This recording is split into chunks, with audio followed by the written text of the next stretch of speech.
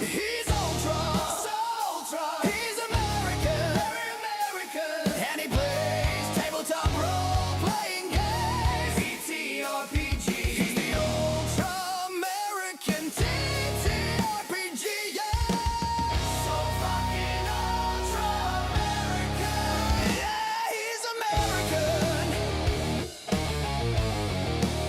Yeah, he's American. It's solo time. You drop the dime. So come on in. Let the show begin. We've got you covered. It's game day, brother. And sisters too. Have we got an ultra show for you? He's ultra, so ultra. He's American, very American, and he plays tabletop role-playing games. TTRPG. He's the ultra American TTRPG. Yeah. So fucking ultra American. Yeah, he's American.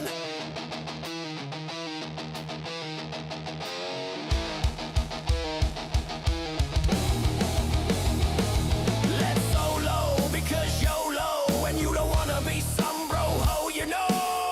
Yeah, you fucking know. So let's go. On with the show. He's ultra, so ultra. He's American, very American, and he plays tabletop role-playing games. TTRPG. He's the ultra American TTRPG, yeah. So fucking ultra American. Yeah, he's American.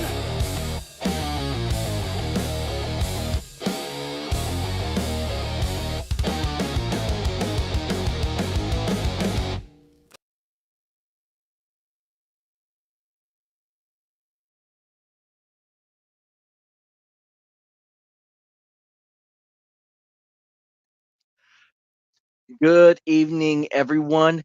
Happy Friday to y'all. I hope y'all had a good week. Hope y'all made it through all right. Everyone's safe and sound. And if you're not rolling dice right now, then hopefully you're enjoying this live stream with me, the Ultra Mega TTRPGer, aka the Jim Jones of Classic Gaming, aka everyone's favorite American Tiefling. And so today I got a little special treat for y'all because I went to. So originally, I was going to do this Star Wars little solo thing. I was going to do it on May 4th, but then the Collected Goat was doing a birthday stream, so I decided to hop it on that instead. Then I was going to do it on this Wednesday for like Revenge of the 6th, I think. Yeah, the 6th was on Wednesday, I believe. Or was it Thursday? I don't remember now. Yeah, it was on the 6th. But unfortunately, that was when Diversity and Dragons also does his live streams, and I didn't want to interrupt that either. So that's why I'm doing it for my normal Friday stream. Because originally I was just going to do another session of my Bordeaux Bastards Mafia game I've been doing for a while. But so today this is going to be a Star Wars solo kind of one shot. We'll see how that turns out. But we are going to be using the Loner, the Loner Solo RPG Third Edition system. You can get this from Drive Through RPG. It's pay what you want, so you can get absolutely free. There's a couple of supplements for this that are pay as you want as well. You can get all the physical books through Amazon. The reason I have the main core rulebook printed out is because I want to get the omnibus book, which has it's the main rules, the character creation, and then the core rules as well. And so that's why I just print out the main core rules so that way I have them right now. I've been doing this quite often for some of my books, is if they're not super huge, I just print them out and folderize them so that way I don't have to spend a lot of money on them. But it's good that I wanted to have this on hand at least, since I don't have the actual physical book right now. So I'll go and say hello really quick. We got Cyrus and Michael in the chat. Good to see you. If you have not checked out Cyrus Wright's work, I know he just released some new stuff on his itch.io page. So I think if you just look up Cyrus Wright on itch.io, you'll be able to see a lot of his stuff.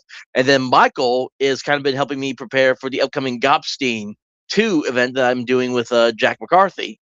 on the John over. If you haven't been following me on John with Jack, currently on Mondays we are going over the Horde Wars Advanced system and kind of like how that's going to be playing into the whole Gobstein narrative that Jack is preparing for this charity event that he's been doing. He did it last year, raised believed about $4,000, and we're looking to probably try to exceed that this year is the goal. So, but anyways, so this was the game that I had actually forgot that I had bought at one point.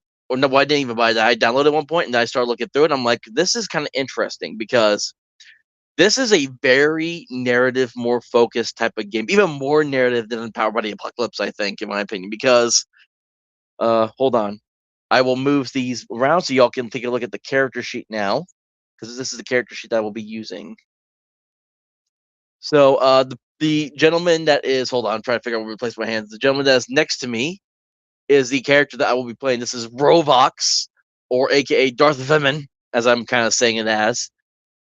And this is the character I will be playing today because if you don't know, if like my hard take opinion is the Empire was always right, so I prefer the Sith over the Jedi. So I'm playing as a exiled Sith Inquisitor because the whole entire idea behind this game is how you create this character defines like how your roles will also kind of work out as well because it's it really defines on like how specific you make everything about your character. It's not just like, oh, he's not just a Sith Inquisitor, he's an exiled Sith Inquisitor, which can have a narrative take on the game as well. And then you can see like some of his skills here. You can start with 2, so he's a military tactician, and he also has dark side sorcery for all his like dark side force powers and all that. I will say I did use because I remember I was using another game that I had gotten I was going to do this originally, but honestly, as I was going through the character creation for, I was like I didn't really feel it. So as I was laying in bed at night, I remembered this, and I had Google Gemini quickly make up some stuff for me really quick. I changed a couple things here and there, but not too much. It gave me a pretty decent thing for it. His frailty, which is like a kind of like a weakness or something that can work against him. He's being hunted by it's I put down military task force, but it's basically a rebel military task force. So the people he was hunting down are now after him as well. You also come up with a goal and a motive for your characters. So currently, my character's motive is he wants to establish a military power independently and conquer those that cast them aside. So he basically wants to kind of be like basically be like a third party in the galactic war going on.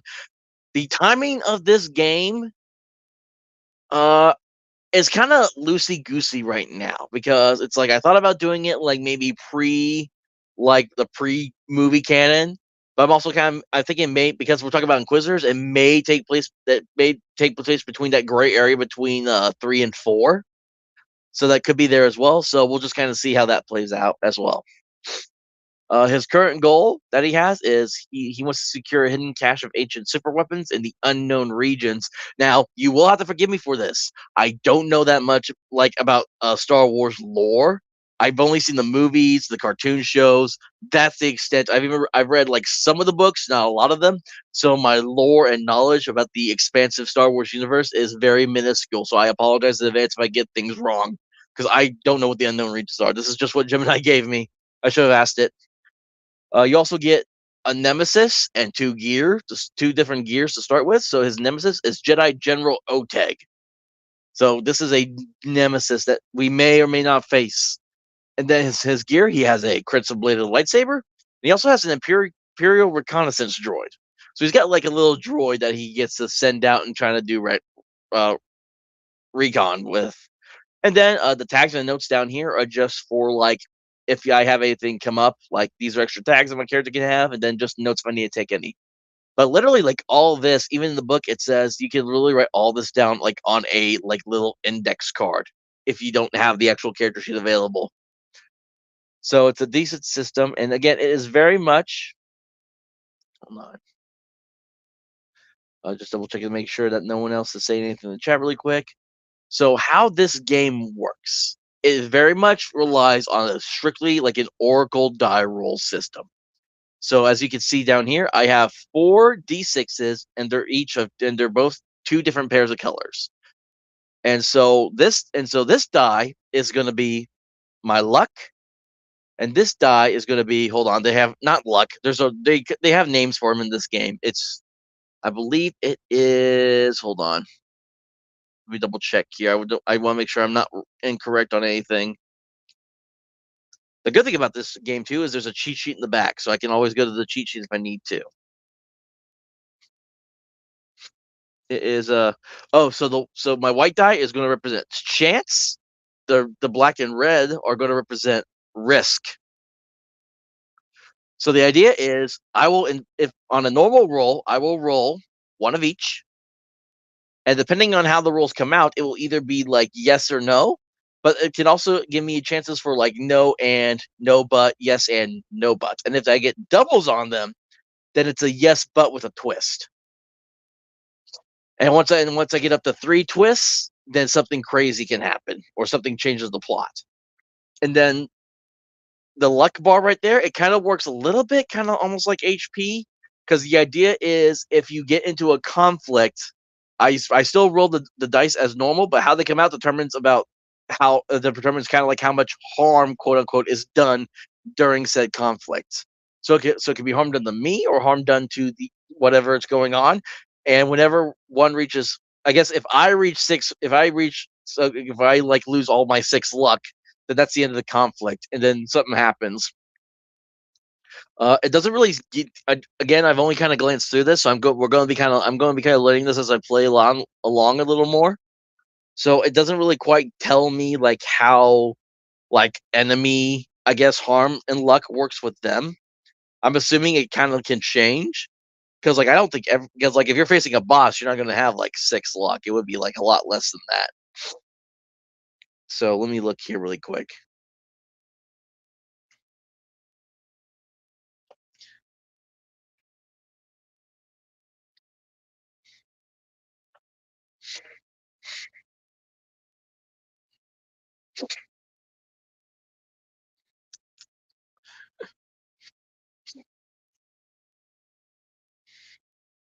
Yeah, all the alien names are super hard to convince to try to say sometimes for me too, Michael. So let's see here. Harm. Okay.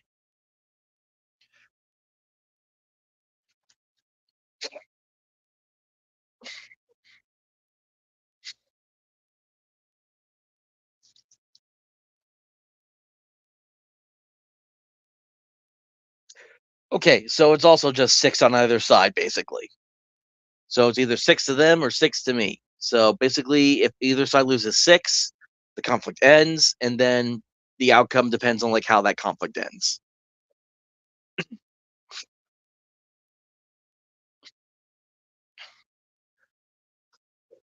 Oh, excuse me.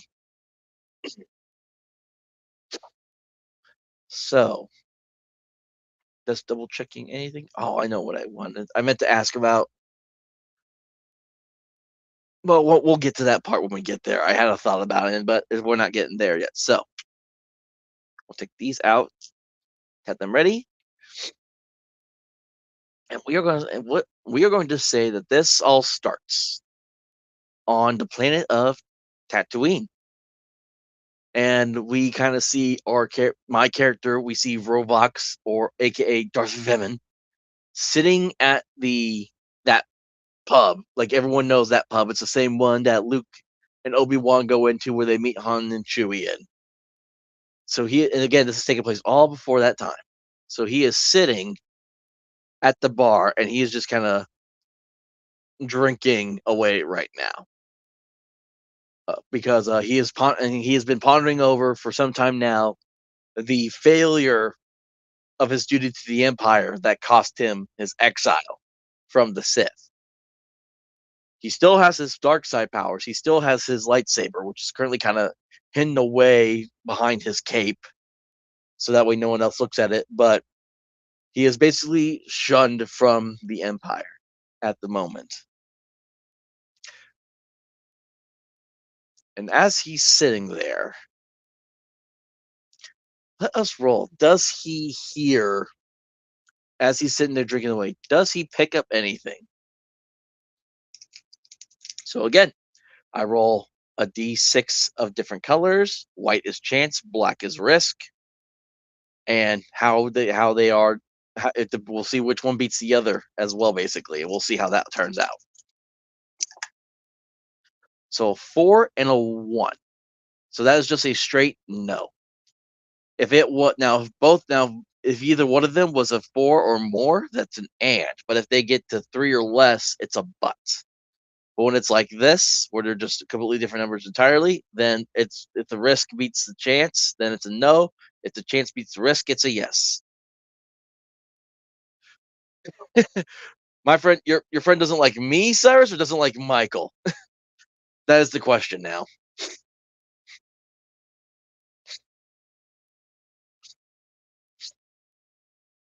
Now, is it because I don't have all the Star Wars stuff down, or is it because of something else entirely? I am now curious to know. So he's sitting there, just kind of minding his own business.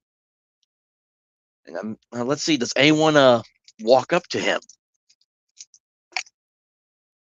Okay, that is the double. So a double is always yes, but, and I get a twist. Now the twist doesn't happen immediately, but it's a +1 to the twist is how it's defined. Let me see if I can. Where's my highlighter part on here? Can I highlight this twist section right here? No, I cannot. So let me undo that. I thought there was a highlighter section. Oh, yeah, there's a highlight. Okay, so can I not?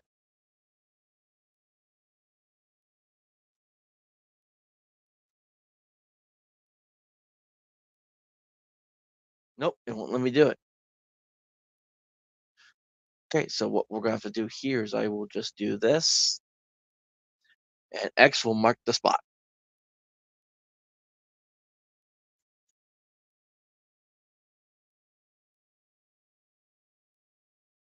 There we go. Oh, I hit the wrong section there. Sorry about that. All right.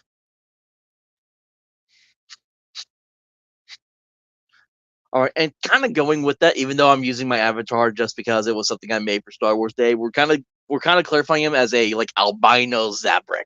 So like, basically, what Darth Maul is, just very much albino for my character for Vrovox. Okay, and the good thing about this game is also there's a bunch of tables that come with this, so I don't have to use. Well, as much as I love to use Silver Nightingale's Ultimate Soul RPG toolkit, I do not need to use it for this one since Loner comes with its own set of tables in here. I just have to find them really quick. So someone does approach them, but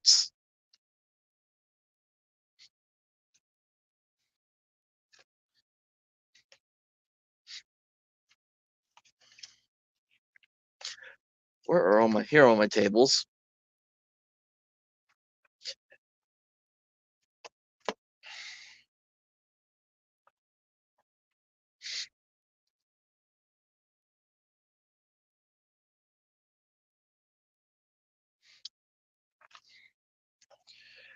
Let me think here. How do I want to do this? On if I how would I answer this but?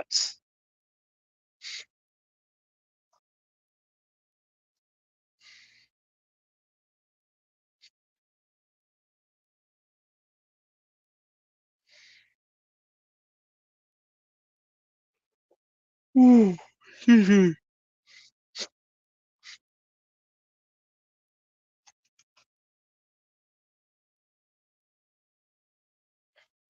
So hold on, let me look back at the cheat sheet. Maybe the cheat sheet might tell me something better. Let's see.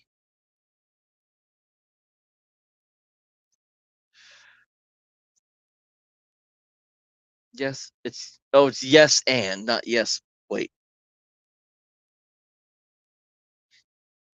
equal yes but plus what one twist counter. So what would I do for the buts? Is the question now.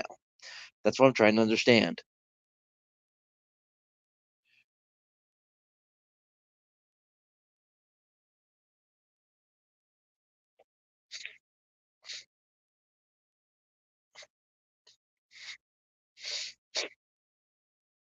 All right, let me do some rolls here. Let me see what these tables can give me.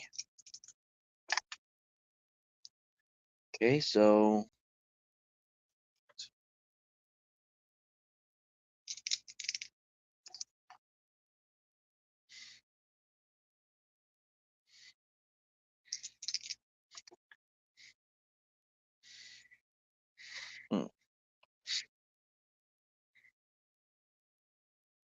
Okay, let me think here.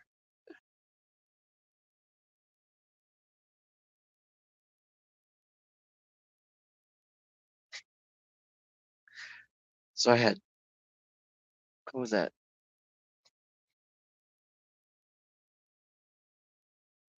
Hmm. You know what? I think I'm gonna have to. These tables are very bare, so I'm actually going to switch over to my solo, uh, my RPG solo from Silver Nightingale, and I'm going to use his actually. It's actually a he, because I actually did a session of his Wrathling Sector game he started running, and he's Silver Nightingale is a he.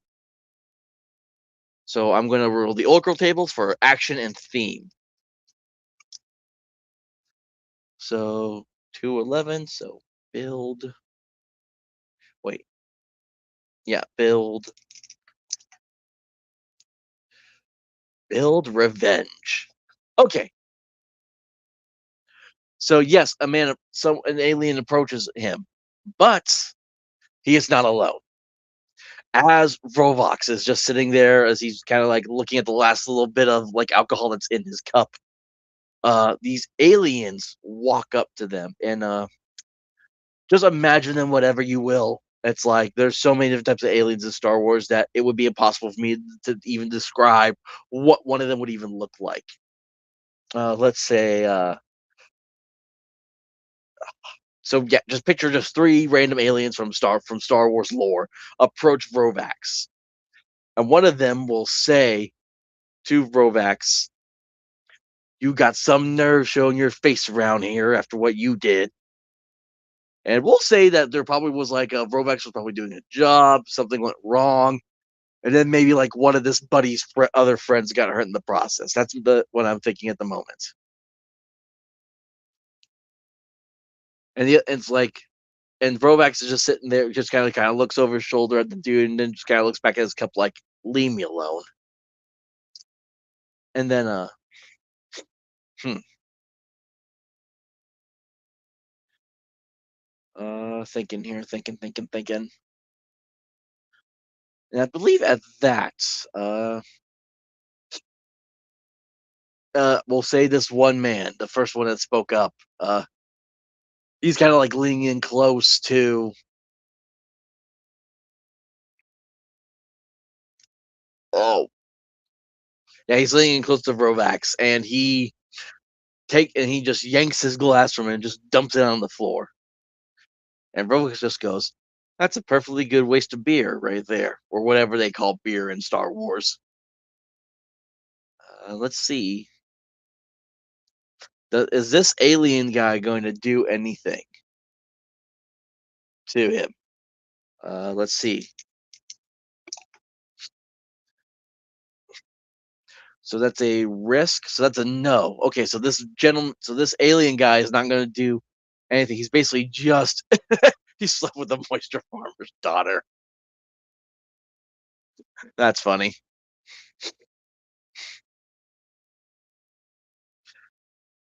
So hmm, let's see, what is this alien guy going to do? He's basically wants to take his revenge on Brovax. Actually do another roll, because again we have that one of my character's frailties is he's being hunted by a military task force. Does this guy know? Now, because I am bringing this frailty into effect, that means I have to introduce another risk die. So this is basically me rolling with disadvantage. I have to take the higher of the two on the risk. So let's see how this goes.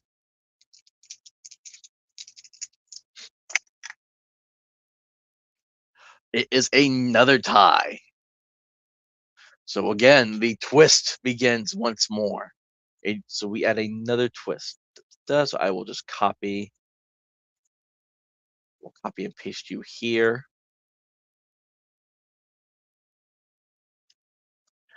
Yes. So I am getting close to another twist. And once a twist does, there is a table in here that I will roll on to see what happens.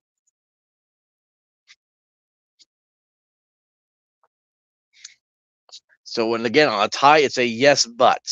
So yes, this alien man does know who Rovax is. But and let us roll on the actions and theme table again.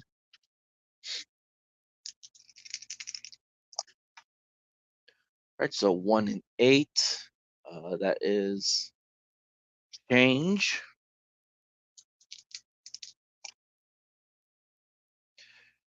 Change virtue.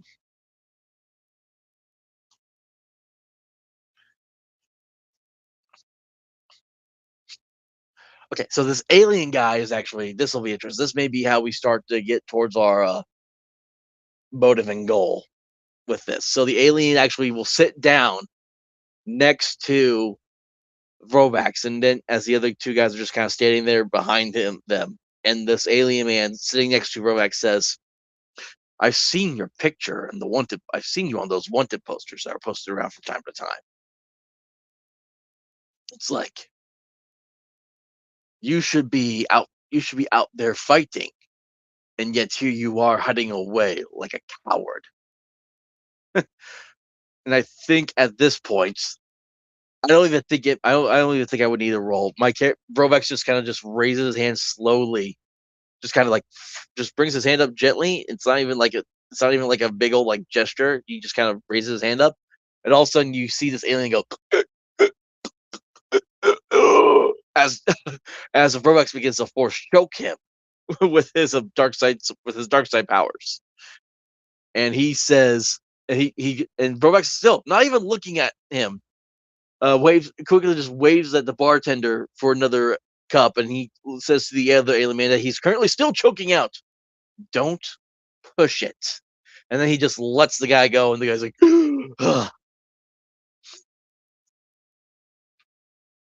oh. And we'll say, and it's like as the alien dude is like catching his breath and all that, the bartender brings his drink over to brings Rovex's drink.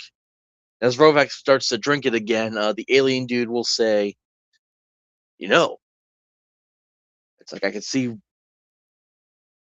I've heard that the rebels have been trying to recruit new people around here. Apparently, they're hosting a new location after coming across some important items. But you didn't hear that from me. And next time." And as the alien dude gets up, he says one final thing to Rovax: "Leave and don't show your face around here again, or else it's going to end pretty badly for you." And again, of course, he's not actually speaking. They're not all speaking English. They're probably speaking whatever alien language they have in Star Wars, which I don't even know all this top of my head either. So yeah, so they're speaking some alien language, and then they walk off. So apparently, probably somewhere here on Tatooine, there is rumor that there is a rebel group trying to recruit.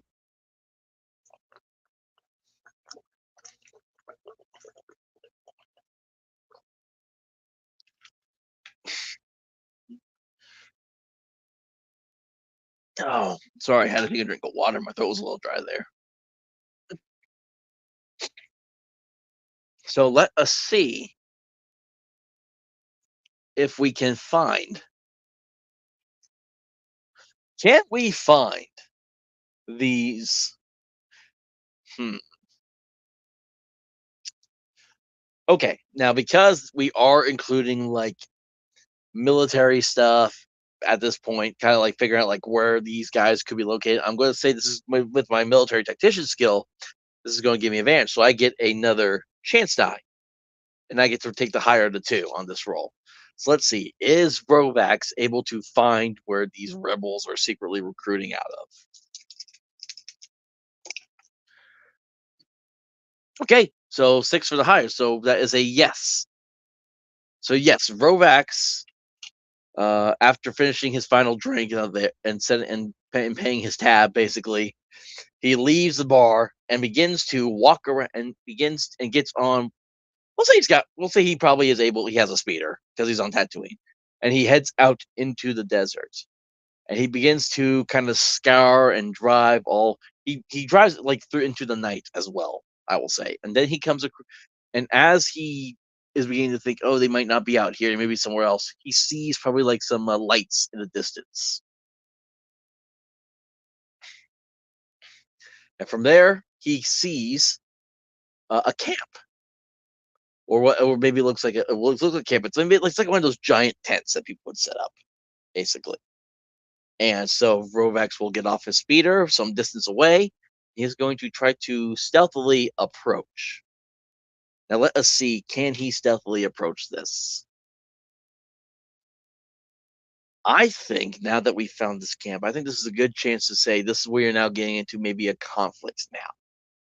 So this means that again, I have 6 luck, they have 6 luck. And the 6 luck is kind of almost kind of like tracking like HP, difficulty, that sort of thing. How the dice come out either does harm, quote unquote, to me or to the party or to or to whatever it is I'm having the conflict against. And once one side hits 6, then that conflict ends and we see what happens. So, this is still actually trying to stealth up to a opposing little military camp would be military tactician as well. Oh, it just thundered really loud outside my RV. So I guess we're going to be getting some rain here soon. All right, so let's see. Trying to stealth up to the camp. Okay. So there is degrees of like harm that can be done. So let me see here. Harm. So that is a straight. Yeah, because none of them are they're both are neither greater than 4 or less than 4. Or 4 greater or less than 4. So that's just a straight no. So this is 2 harm done to me now. For as I'm trying to stealthily approach, as Rovex is trying to stealthily approach this possible rebel camp that's out here in the sands of Tatooine,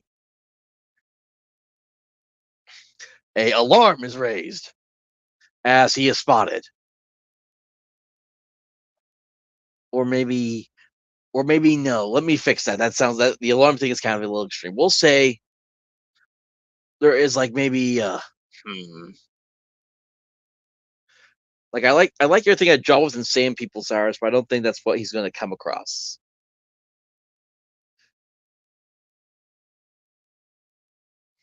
We'll say there's like another rebel, like on a speed bike or something, also on like a little speed bike or something, and he sees Rovax trying to make his way to the camp, and he is going. And this rebel that caught him is going to try to like drive towards him. Now we are going to see if he is able to. Would I pull out the lightsaber? I think I'm going to hold off on using the lightsaber for the moment. So let us see if he is able to dodge out of the way of this bike. Oh, I dropped it out of the thing. Okay, so that is a no buts since they are both 3 or less, which means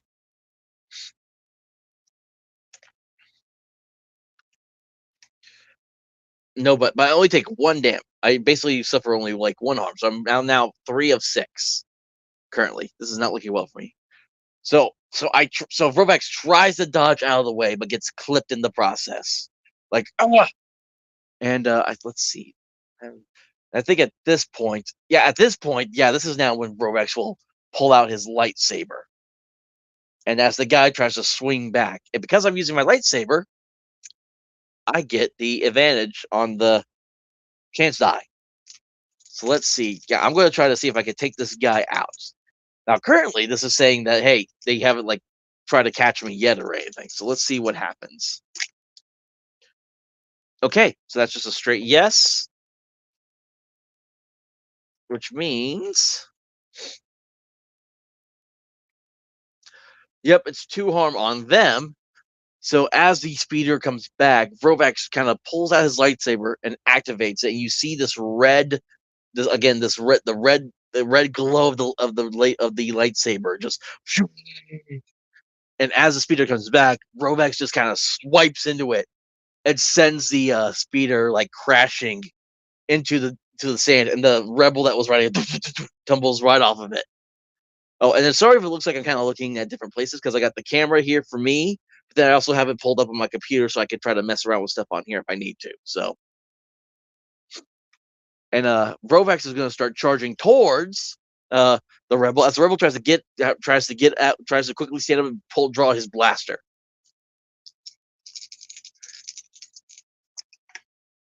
And again, I'm still using the. Okay, so this is good. So now since both are above 4, this is a yes and since the chance to die is higher. So that means okay, so they are now at 5 of 6, and I am at 3 of 6 still. Because that's yes and. Hold on, I'm double checking to be sure. Yeah, if both are greater than 4, yes and no and. Okay, yep. So this guy tries to like so we'll say this guy tries to like he trolls us until he tries to do obstacles like pew pew pew. Everyone's like it's Florence just quickly he quickly just deflects the laser blast from his pistol. And now we got I think what we're gonna try to do here is we're gonna do one more thing. We're not gonna use the lightsaber on him. Instead, we're gonna tap into the dark side sorcery, and we're gonna try to use like a force pull, and we're gonna try to see if I can pull him to me, so I can interrogate this dude about what's going on. Okay, using my dark side sorcery, which will give me advantage. And yeah, that's just a normal success, but that is enough to finish this conflict. I got every notification coming up here on my phone. So Rovax reaches out and does kind of like a little like pullback motion, and the rebel goes like, yeah, and Rovax grabs him, pulls him down to the sand, and like kind of just holds the blade up, like right directly like at the man's face. And the conflict is now over. We have got a rebel. He has not been caught. No alarm has been raised, but by some miracle. And Rovax will look at this rebel man and will say, "What are you all doing out here?" I think this is going to be some kind of intimidation thing. So, is the rebel going to uh, give up? Thump, thump, thump, pew, pew. Nice, Michael. I don't. I think it looks like it because I'm on my phone and not doing it through my computer. I think I'm getting the text at odd times, so they're not coming in immediately on my thing. So I apologize for that. Let me actually open it on my thing. That way I can see it when they come in faster. All right. So let's see. Does this rebel guy that we just beat up just start spilling the beans? Okay, so that's just a straight no. No, he does not. Hold on. I think this is a new conflict. This is going to be. So we are now starting. This is now a new secondary conflict. Now we are trying to interrogate this man. So with that too, we are now at 2 of 6. As this rebel, basically this rebel scum, just kind of just looks right up at us, like staring Rovax down, and says, "I will never I will never say a word to you." And then what do we want? What would I think? Yeah, we'll definitely be trying to use some dark side sorcery here. As you actually will see Rovax turn off his lightsaber and say, "There's other ways of making you talk." And before the rebel has a chance to say anything, Rovax shoots out a hand and starts to electrocute the dude. So let's see. This will be rolling with advantage on the chance since I'm using my force power, my dark side powers. Even with the advantage, that's still that's a no. Ooh, that's a no, and that's not good. Hold on, let me look up the no and really quick. So that takes me to 5 out of 6. Okay, this is not looking good.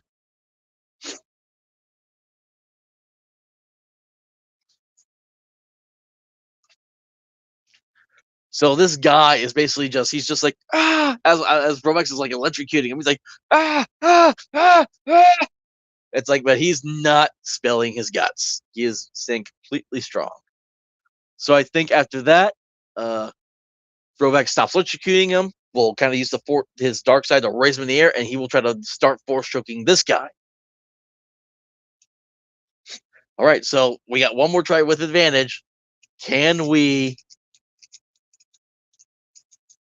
I don't know if I think the mind trick is a light thing. I don't know if that's a dark side thing, but we'll see how this goes. Okay, so yes, and because because that's higher and they are both greater than 4 or greater. So that is now 3 of 6.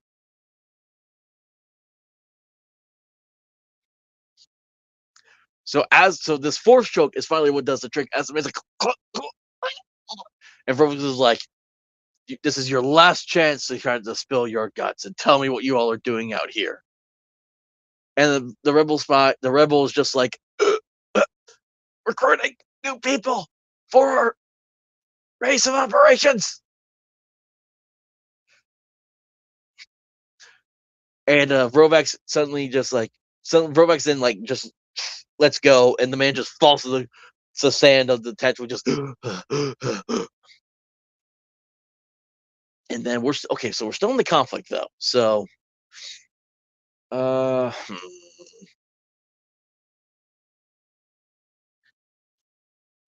What do we want to try to do? Force still?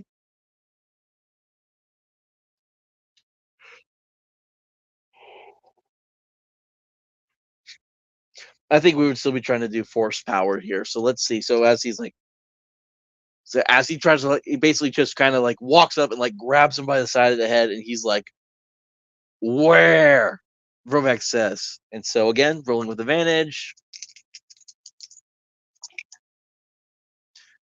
Okay, yes, and that will do the trick. As the man just kind of like the eyes in the back of the man's head, and the eyes on this rebel man just rolled in the back of his head, and he's like, oh, okay, this is what I need to do. I need to come up with a planet that this rebel base with the possible cache of weapons can be on. Hmm.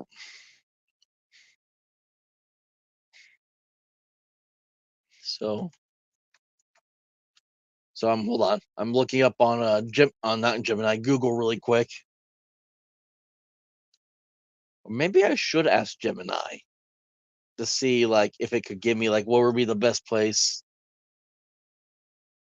Yeah, let me do that really quick.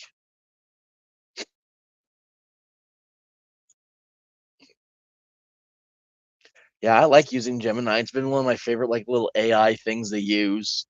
It's like it does great image generation, and it does really good like I've done some good solo play stuff with just using Gemini prompts.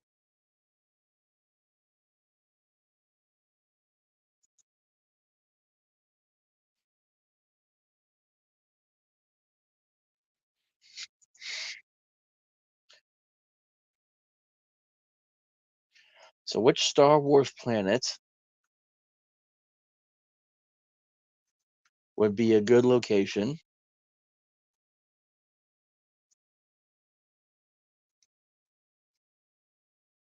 for a secret rebel base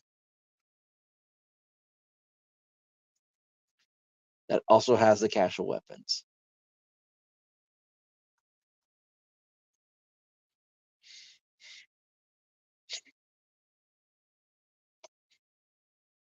Let's see what it gives me. I don't know about Endor. I'm trying not to get into something that like is like move that is like canonically movie related if it's possible. So we will see.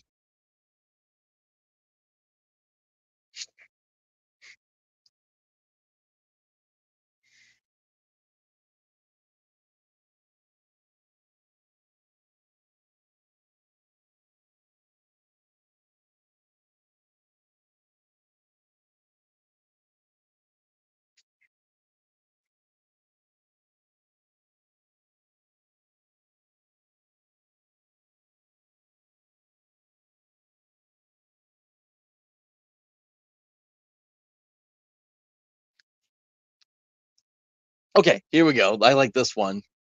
there's a planet called Umbara, and it's the Ghost World, a perpetually dark, shadowy planet located deep in the expansion region. Hold up, I thought it said in the unknown regions, didn't it? I think so.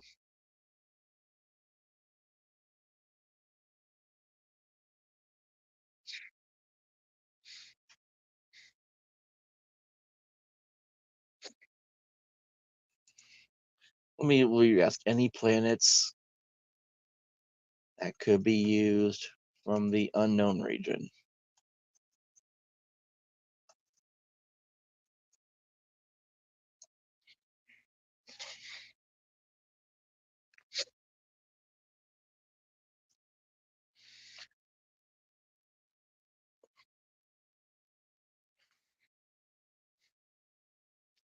All right, hold on. It's loading.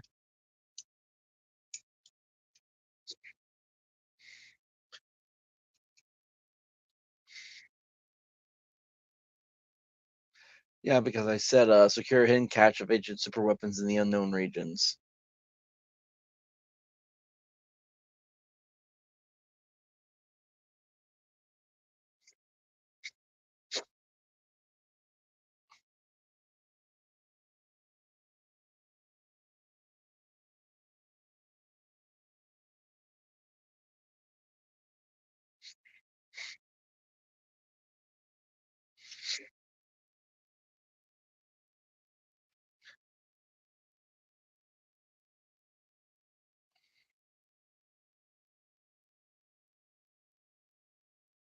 Okay, here we go. I like this one. So yeah, so again, Vrovax has like his hand on the man's head. The rebel eyes went go back to the head, and Vrovax just like it just asks where, and the rebel just kind of says almost in this nonchalant voice, "It's Exegol in the unknown region. Found the stash of hidden of ancient Sith weaponry. Plan to use it." And then Vrovax just kind of just chucks the guy out of his head into the sand of Tatooine, and the rebel just kind of just goes out cold at that point. Now the thing is, so now now we know where this hidden cache of weapons is located.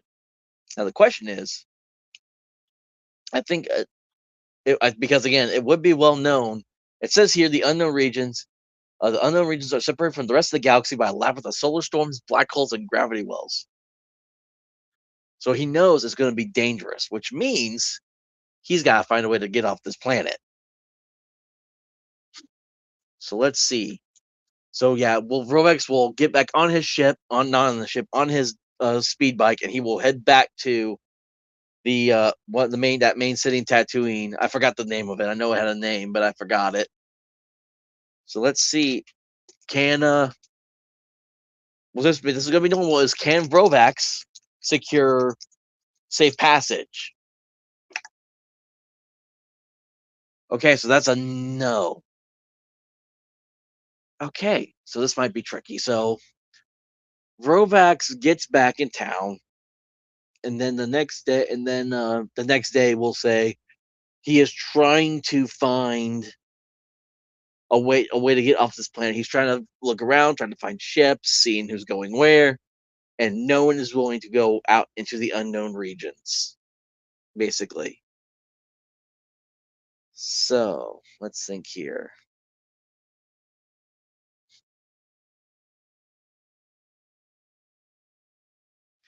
So we can't find a ship. So what would Vovex do in this situation?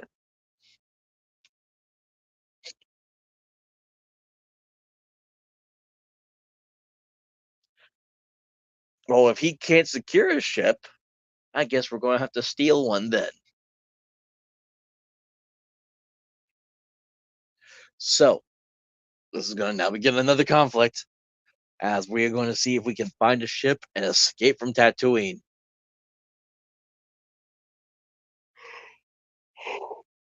Excuse me. Sorry about that. All right. So the first part of this will be is Rovex able to find a ship that he can try to take?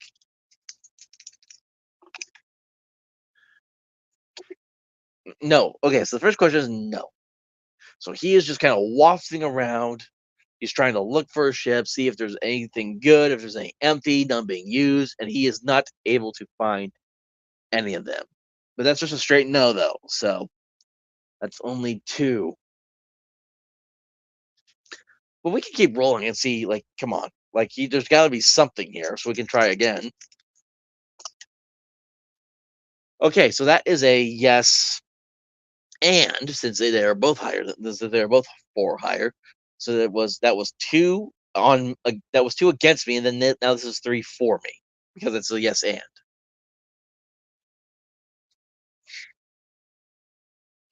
He is one that can make a castle run in under 12 parsecs. I have no clue what that means, Cyrus. I'm sorry. So okay, so he finds a abandoned starship, basically. Probably nothing too big. Probably a little bit smaller than the Millennium Falcon, but nothing too crazy. And he is able to sneak on board it. But actually, is he able to sneak on board it? Hmm. Okay, so he finds a ship. That was kind of the first part. Now the next part is, can he sneak on board it? Yes, he can, because that's just a normal yes. That brings me to 5 of 6 for me, and then there's still like I think it was like two against me. So so Vrovax is able to sneak up onto this ship. And as he's looking around, there's no one on the ship at all. Now, here's the thing. Can he fly this ship? Is he able to get it going and started so he can fly off? Okay, here we go. That is the third and final twist counter. So a twist will happen. And that is a yes, but that is enough to say yes, he can get the ship going and fly it out. But there is a twist here, so I will need to go get to that twist table here really quick.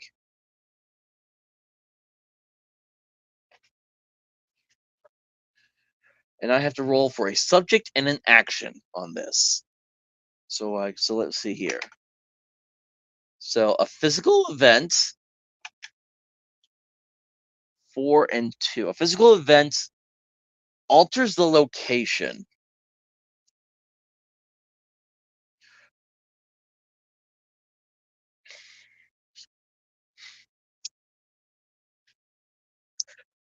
Okay, okay, I know how this is gonna work. So,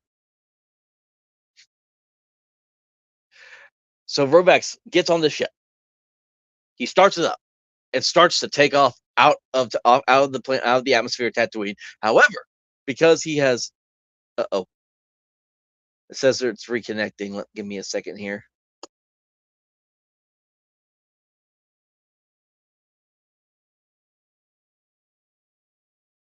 Oh, hang on 1 second, guys. I think something happened.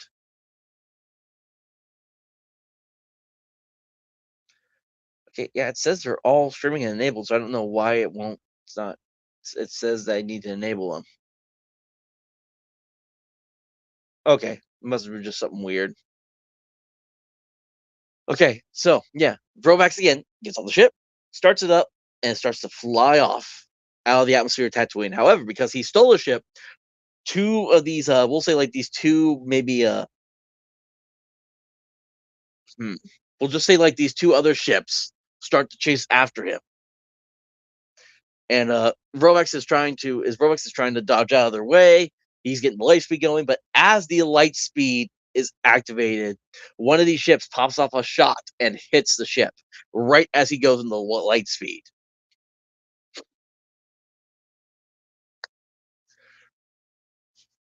So he's not going to be going to Exegol for where the stash is located because because this all happened. The twist is he is now because he's going to end up on a different planet now. Now I just gotta figure out what planets. Uh,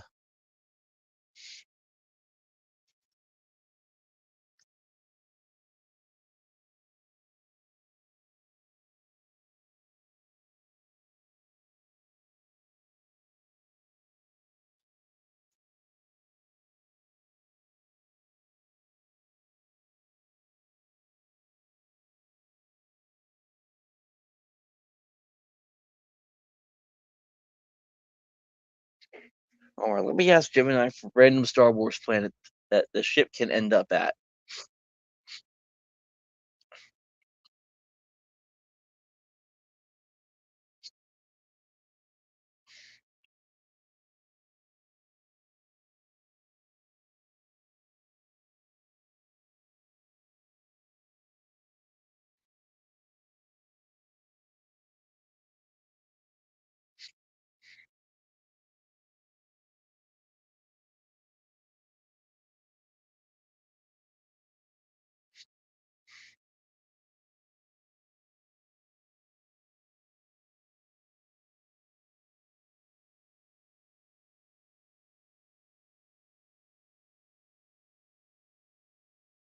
Okay, so Vrovak's ship goes a light speed and it's going, but alarms after a while, the alarms suddenly begin after a moment, the alarms begin to blare as the ship begins to show that the light speed drive the light speed engines or drive or whatever was damaged in the process of trying to do this.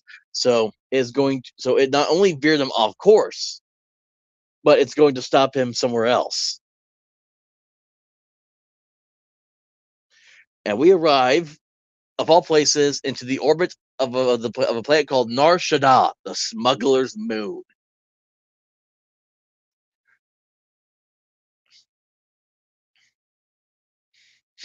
It says this is the entire moon is a sprawling, decaying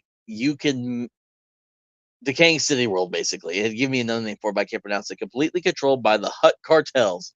It is a place where public jurisdiction technically doesn't apply, but where bounty hunters and spies are everywhere.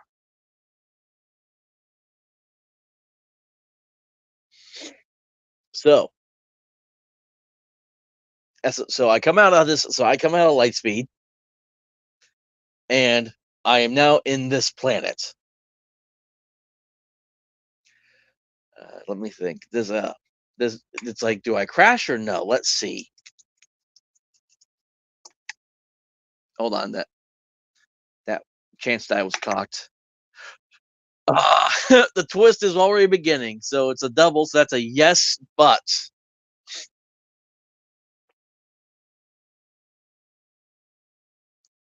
sounds like DC. Jesus, Cyrus.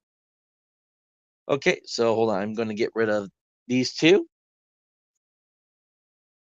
and we have one twist back because when every time you hit 3, the twist occurs, and then you start back at 0 again, and the count starts over. So So we see as this. Let me roll up a. Hmm, let me do the Oracle table here really quick from Ultimate Solo RPG Toolkit. I mean, you drop out of hyperspace. Key franchises, right? Like I was wondering if it was hyperspace or Lightspeed. I couldn't remember.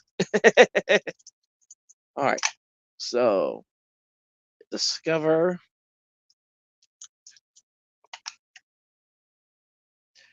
prosperity. Oh no. Okay, this is gonna be interesting.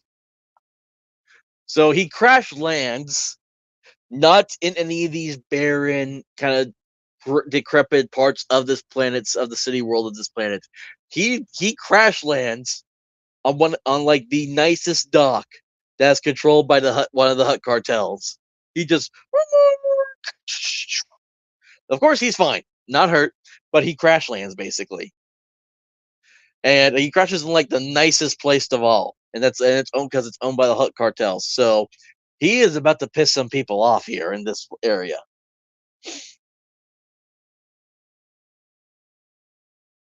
So as he crash lands, is there anyone already out there, like waiting for him?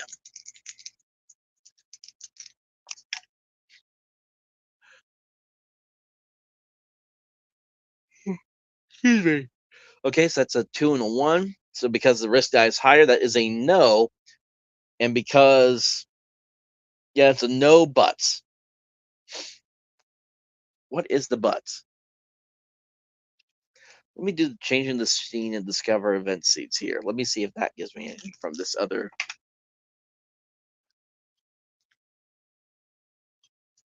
Foreshadow a threat and challenge. Okay, I think I know what's going to happen here. Oh, I got I had a random monthly a gift membership given to me from another YouTube channel. Anyways, Jar Jar Binks. Yeah, who knows? I mean, it could be Jar Jar. We don't know. So a challenge. Well, because we are landing Hut Cartel territory, as Vrovax is able to just kind of make his way out of the not big wreckage of the ship. You could, if with some repairs, it still could be fixed. There are like some members of the Hut Cartel approach him, and let me think. Are they violent at all? Are they just gonna start? Are they just gonna get him, or what are they gonna do? And I threw that one out. Okay, so that's a no, and so no, they're not just gonna outright just start beating up on him. And okay, I think it's pretty obvious that speaking of Jar Jar, I just started Star Wars Marathon Watch. Why not? Right? Yeah, why not, Michael? So we'll say that so no, and so no, they don't try to hurt him or anything. And I think because I think like this guy, even though he's like an exiled Sith, he's an exiled Sith Inquisitor. He still wears like the robes and the attire of like a former like of a Sith Inquisitor. He would still wear those proudly. And so upon seeing these clothings on him, these these cartel members of the Hut clans treat him with a little more respect than they would anyone else because of who he is.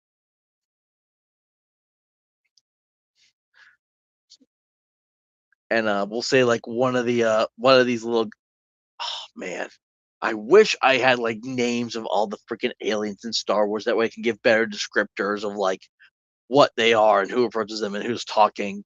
But there's just so many, it's hard to keep up with them all. So one of the members of the Hut Cartel, where they may be just slightly afraid of them.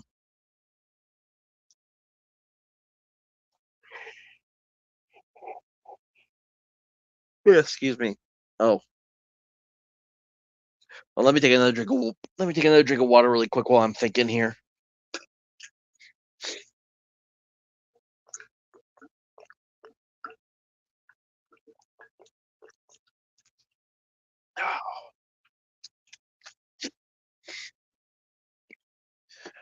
All right, so oh, I had thought and I just lost it.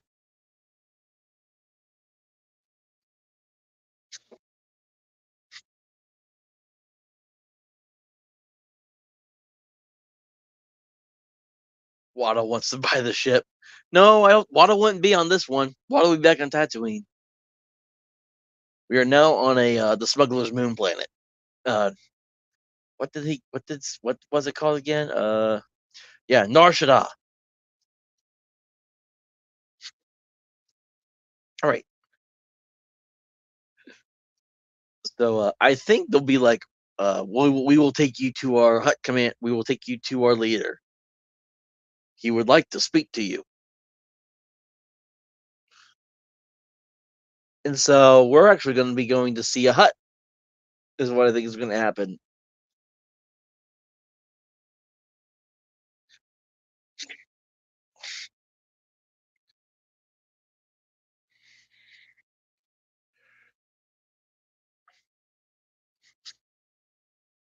So we go to let me just type in right. Let me just say, Gemini, give me a random hut. Give me a name for a random Pizza the Hut. Yeah, give me a name for a random hut leader.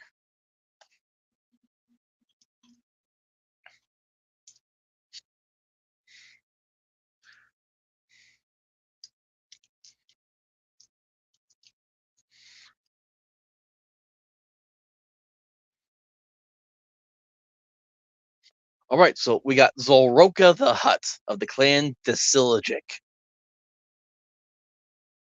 And also the thing about if you incorporate characters or items into your game long term, you basically kind of make quote unquote character sheets for them as well, where they also have concepts and tags as well that you can use. That can also be applied to your roles, either good or bad. So, like the concept we have for Zolroka the Hutt is his concept. He's an ambitious lower level cartel boss. Zolroka controls the smog-choked sector of Nar Shaddaa where your ship crashed. He is relatively young for a Hutt and eager to prove his ruthlessness to the ruling council, making him unpredictable. His taxi has are surrounded by heavily armed Gamorrean muscle, greedy hoarder of illicit hyperdrive parts, and paranoid about Republic spies. Okay, the Republic spies will play in handy on this one.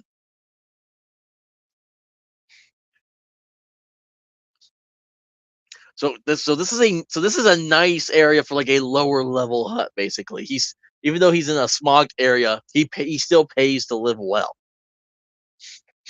So as we go to Zolrok, as we are led to as Vrovox. I keep saying they like I'm a party. It's only one character. As Vrovox is being led to Zolroka, he sees all these as we walk to the room. We see like all these Gamorrean guards that Zolroka has guarding him, and we see again. You see basically like another version of Jabba the Hutt. Basically, this is Zolroka the Hutt, and he begins to speak like I don't know. I can't speak Hutt, so but y'all know how it sounds. And Zolroka is basically like, and what are you doing here, Sith? And now here's a question though that I have. Does Rovox thinks he still see himself as a Sith, or has he parted himself from that since his exile? Let's do a roll for that. So no, he still considers himself a Sith. Or is that no, he's parted from that? No, yes, he would still consider himself. No, he's parted from that. Okay, so no, he has parted from calling himself like referring to himself as a Sith. So Rovax looks to Volroka and says, "I am no longer Sith, as they exile me for my failures." And Zoroka just kind of looks at, just goes to like the little job of the hut left, like, "Ho, ho, ho, ho, ho, ho. And yet you still wield their weapon and wear their clothing of one." It's like there is a again and again we've established that he's like a wanted poster. He's being hunted basically. And Volroka will say, actually, does Volroka also know about this as well? Let's make a rule for this. Well, Darth Maul kind of disproves that otherwise, Cyrus. Like he kind of stopped considering himself a Sith after Palpatine turned on him. Okay, but let's see. Does Volroka know about like Rovox being a wanted man? Okay, so on the lower, that is a yes, but because they're both lower than 3. So wait, that's a no, but or a yes? No, that's not a no, but that's a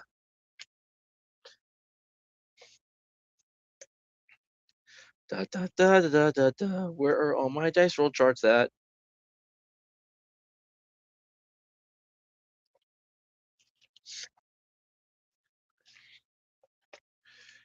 You think it would make it easier to find all your charts in here?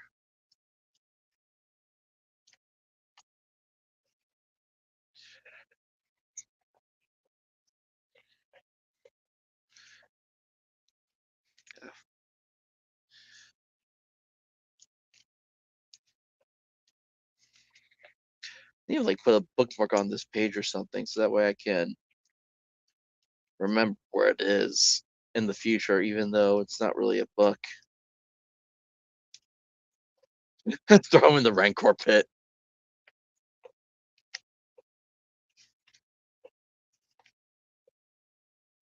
Where are all my tables at? I know I saw them earlier.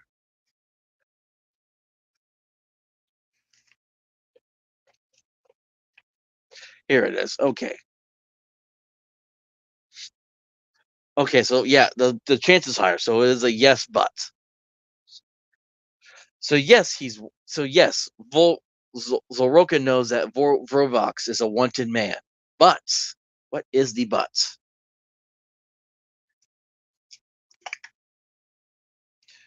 Let's foreshadow a threat, and this is a twist.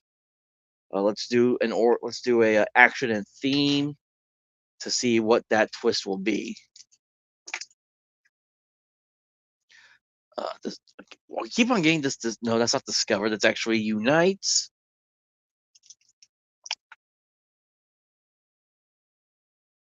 Unite truth. Okay, this truth. It's not really a truth as much as it is this Zoroka's truth, because Zoroka thinks that he sees himself as a much better being a part of the ruling council rather than just being in this lowly like cartel running station.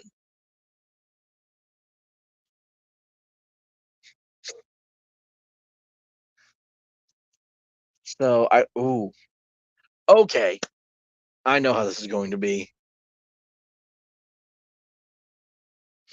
So Zoroka looks at Vrovax and says, "It's like I could easily just have you stripped and locked away until we are able to collect the reward money for your head. But I have heard great many tales about you, Sith, and I think you can be of use to me. You see, one of the members of the ruling council was, uh, well, to put it lightly, was passed on. Yeah.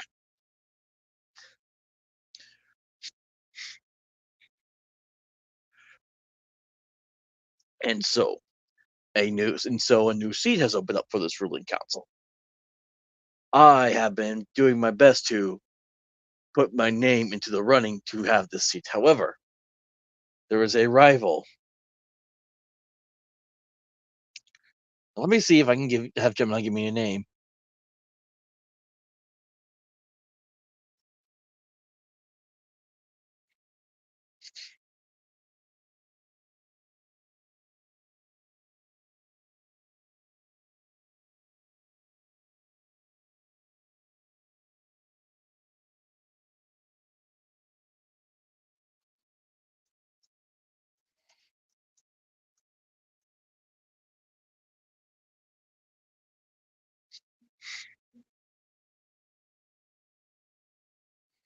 All right, let's see if it can give me a name here, and then we will probably continue this.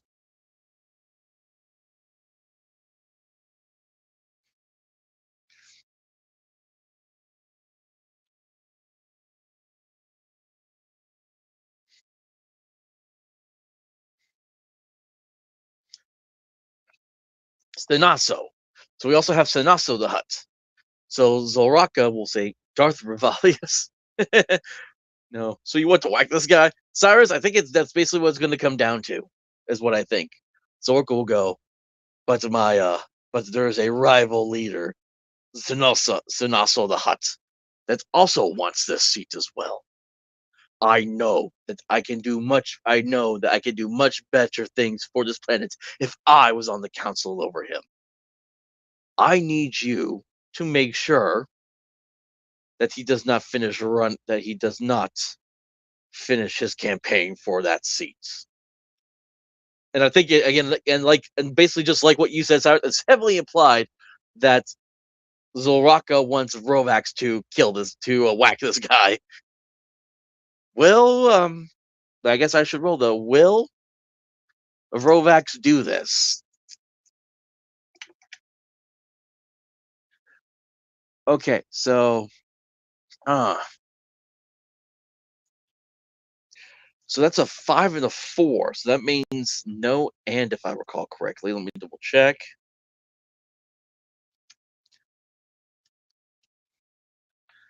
Where did I just see all these bloody tables? Here we go. That's a 5 and 4.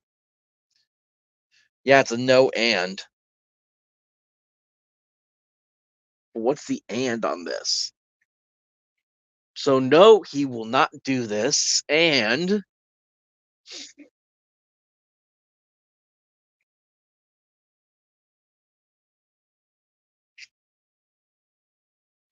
what is the and going to be? What is the and? What is the and?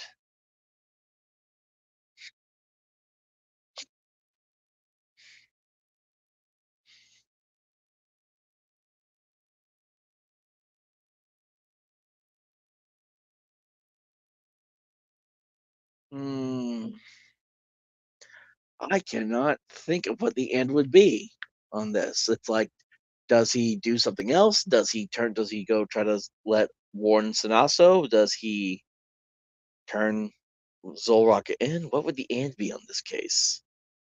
I think we'll just change it to just a straight. We'll just make this a normal like yes no things. This is just a straight no.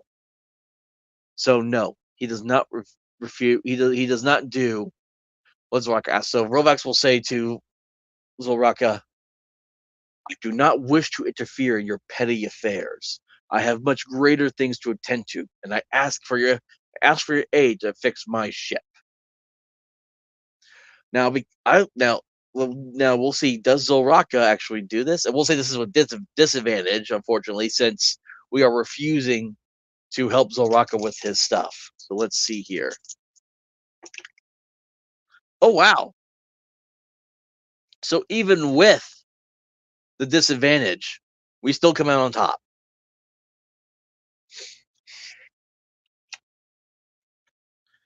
So that's 6 and 5.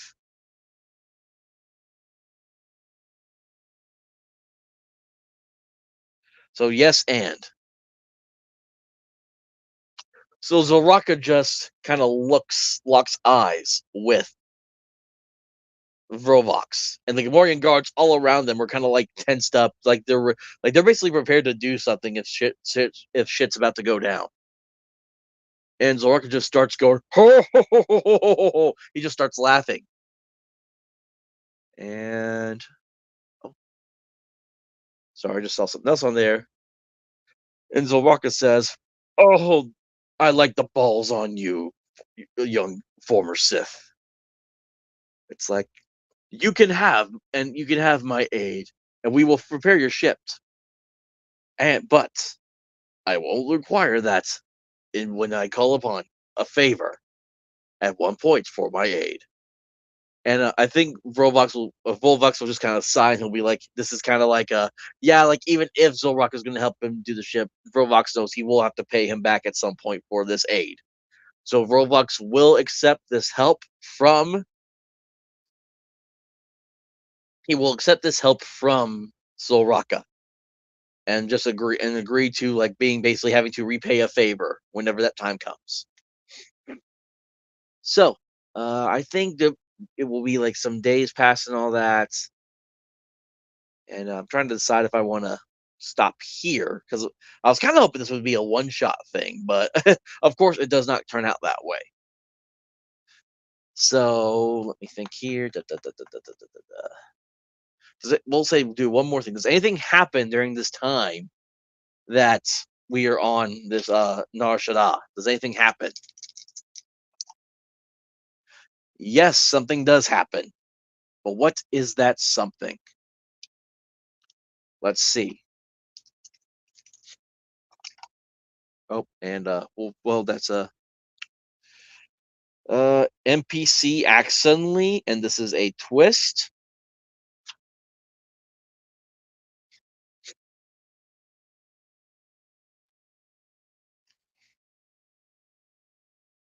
All right, rolling on the action and theme from this. So I got my D12 and D6. So disrupt.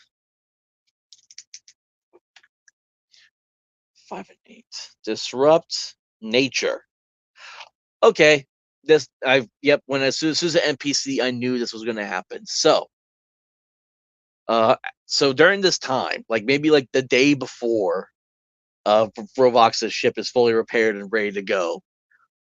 There's suddenly a what's the word I'm looking for? When there's a bunch of something, because I'm thinking like there's like not a clan of rebel ships, not a what's the word I'm looking a fleet of rebel ships suddenly appear in the atmosphere of Nar Shaddaa, and everyone like down below is starting to like freak out, going all crazy, and as like the ships begin to kind of start landing on the docks, there's one big ship that lands, and the bottom of it opens up, and we will see for the first time, and this is probably what we're going to end this session on. We will see for the first time uh, Darth Vemin's rival, the Jedi General Oteg. Uh, what does Jedi General Oteg look like?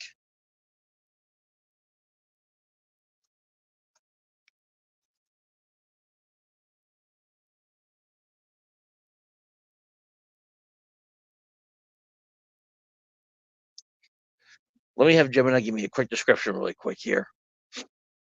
Man,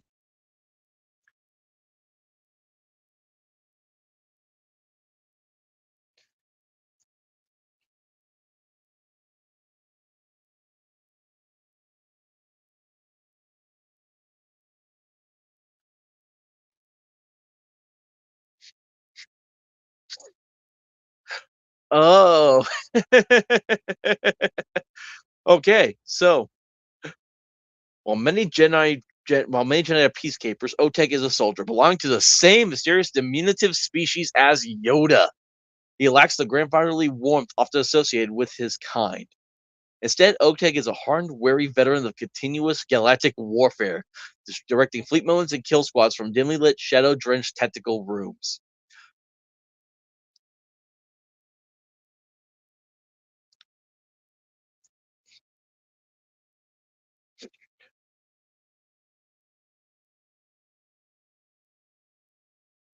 So we see another. So this is definitely like pre. This is like pre. This is that. This now has changed from being like in between 3 and 4 to like almost like pre the movies. I think at this point now. So I would imagine there may have been Inquisitors for like a long time because I know it's part of the Old Republic lore as well that there were these Inquisitors.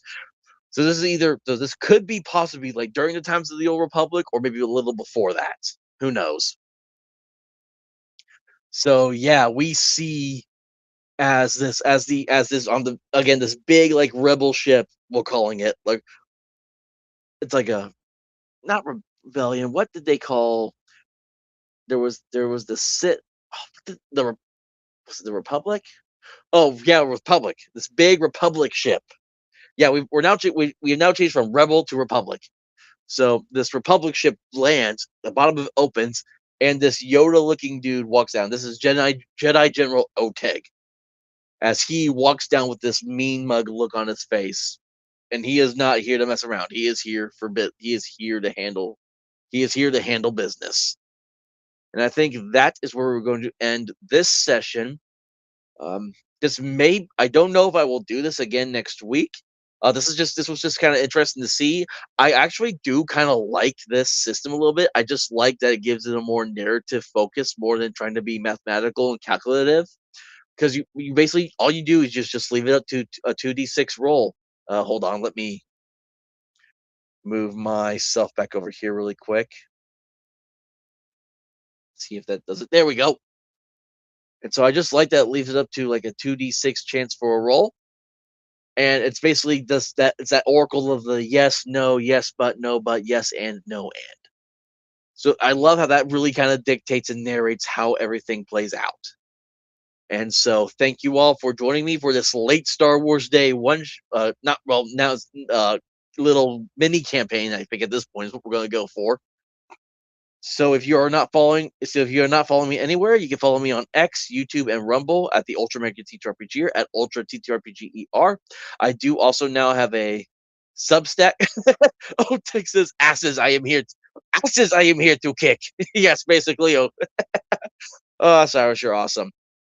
So again, follow me on those. I do have a Substack now. I've mostly been using that to follow people and kind of reshare some of their stuff. But I'm probably going to post some like little like some other stuff I'm going to do like solo, just some little fun ideas of stuff I want to do. I may post like action like after I believe it's called after action reports or like something like that. My buddy Jack had a word for it. I'll have to ask him again about what it is. So but yeah, so you can just follow me on those platforms. I usually try to stream every Friday, and then also this Saturday, 10 o'clock a.m. Central Standard Time. We are continuing again our flushed out campaign with another session of that, some crazy out of this world space shenanigans. So hopefully, I will see you all again tomorrow morning. You all have a good night. Stay safe this weekend. Go out there and roll some dice.